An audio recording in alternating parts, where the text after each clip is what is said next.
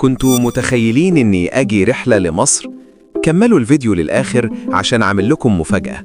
أنا مش هسكت، أنا لازم أزور مصر وأزور الأهرامات. يا سلام، أنا جاي مصر وهنزل أشوف الأطفال اللي بيحبوا القط مياو.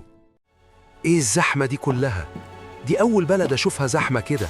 عظيمة يا مصر. يومي هيمشي الأول هنروح الأهرامات وبعد كده أبو الهول. كملوا الفيديو للآخر يا أصحابي عشان هعمل لكم مفاجأة هتندم لو ما شفتهاش. إيه العظمة دي؟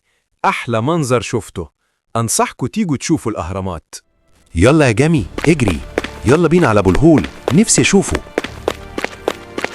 يلا يا جمي اجري بسرعة، قربنا نوصل خلاص، ما تقلقش.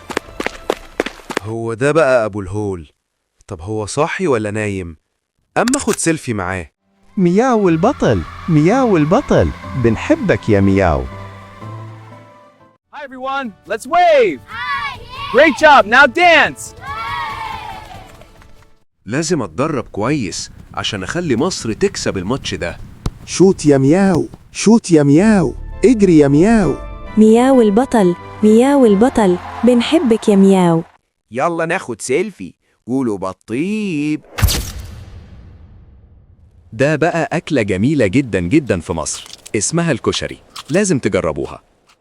أما أجري أقطع تذكرة بسرعة قبل ما القطر يجي ويفوتني. القطر هيمشي، لازم أركب بسرعة.